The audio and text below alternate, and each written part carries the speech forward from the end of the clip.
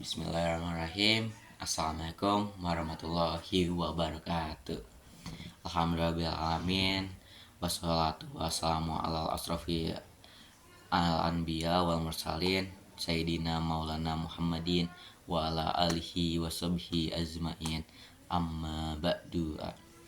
Pertama-tama mari kita panjatkan puji syukur kepada Allah Subhanahu wa taala yang telah melimpahkan rahmat serta hidayahnya sehingga kita semua selalu sehat dan dalam perlindungannya.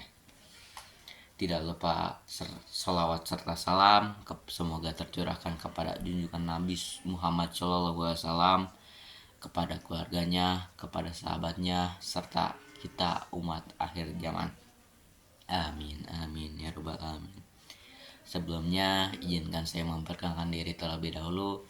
Saya Yakifed Afal dari kelas 11 TP 4 yang akan menyampaikan materi tentang mengelola diri dalam kerangka Islam. Hadirin yang dirahmati Allah, pertama-tama mari kita telaah sebuah ayat dari Al-Quran, yaitu Quran Surat Al-Asr ayat 18. A'udzubillahi minasyaitonirrajim. Bismillahirrahmanirrahim. Ya ayyuhallazina amanu taqullaha wal tandur nafsum ma qaddamat lihad wattaqullah innallaha khabirum bima ta'malun. Sadaqallahul azim. Artinya, hai orang-orang beriman, bertakwalah kepada Allah dan hendaklah setiap diri memperhatikan apa yang telah diperbuatnya untuk hari esok. Pesan dari ayat ini sangat jelas, setiap orang harus bertanggung jawab atas perbuatannya maupun baik maupun buruk, dan Islam mengajarkan bagaimana kita harus mengelola diri dengan benar. Dalam kehidupan sehari-hari, seringkali kita terbawa arus kehidupan yang sibuk dan lupa merenung tentang tujuan hidup kita.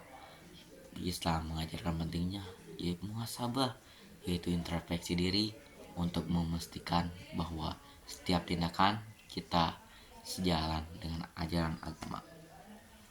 Kenapa kita harus muhasabah? Karena dengan muhasabah diri, perbuatan baik pada masa lalu bisa ditingkatkan pada masa depan, baik kualitasnya maupun kuantitasnya. Dengan muhasabah, perbuatan buruk pada masa lalu tidak perlu diulangi pada masa yang akan datang. Maka dengan muhasabah, hari esok kita akan lebih baik di dunia maupun juga akhirat. Maka dari itu, sehubungan dengan muhasabah, mengelola diri juga tidak kalah penting. Karena dengan kita mengelola diri, kita akan memperbaiki yang diperbuat pada masa lalu maupun yang buruk atau baik.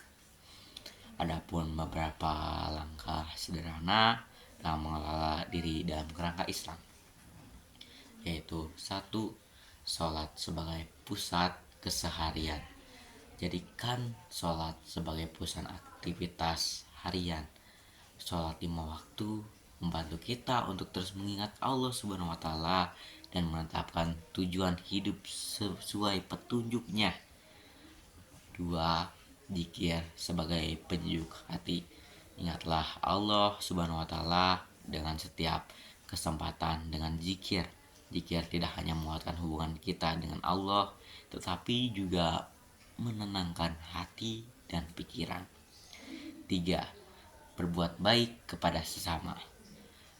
Rasulullah SAW pernah bersabda, tidak sempurna iman seseorang di antara kamu hingga ia mencintai untuk saudaranya apa yang ia cintai untuk dirinya sendiri.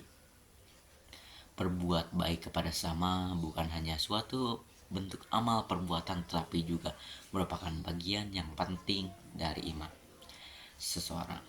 Islam mengajarkan bahwa cinta dan kepedulian terhadap sesama merupakan manifestasi iman yang utuh.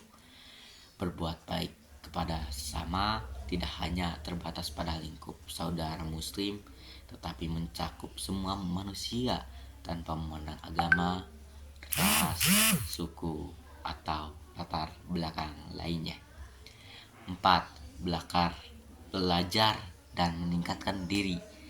Islam mendorong umatnya untuk terus belajar dan meningkatkan diri, meningkatkan ilmu pengetahuan. Islam mendorong umatnya untuk mencari ilmu pengetahuan secara umum. Rasulullah SAW bersabda, menuntut ilmu adalah kewajiban bagi setiap muslim maupun laki-laki ataupun perempuan. Hadis ini menunjukkan bahwa pencarian ilmu adalah tanggung jawab setiap orang muslim, baik dunia maupun agama, adalah bentuk investasi untuk kehidupan di dunia dan akhirat. 5. Menjaga lisan atau ucapan. Islam mengajarkan pentingnya menjaga lisan atau perkataan. Rasulullah SAW menyatakan, barang siapa yang beriman kepada Allah dan hari kiamat, hendaklah dia berkata yang baik atau diam. Dan menjaga ucapan, kita dapat mencegah perkataan yang tidak baik dan merugikan diri sendiri maupun orang lain. Jadi kita harus mengolah diri untuk hari esok yang lebih baik. Segitu saja yang saya sampaikan dalam waktu yang singkat ini. Mari kita jadikan setiap langkah sebagai bagian dari perjalanan kita. Semoga Allah memberikan kekuatan dan petunjuk kepada kita semua dalam mengolah diri agar hidup kita bermanfaat di dunia maupun akhirat. Mohon maaf bila ada kesalahan. Wabillahi taufiq hidayah. Wassalamualaikum warahmatullahi wabarakatuh.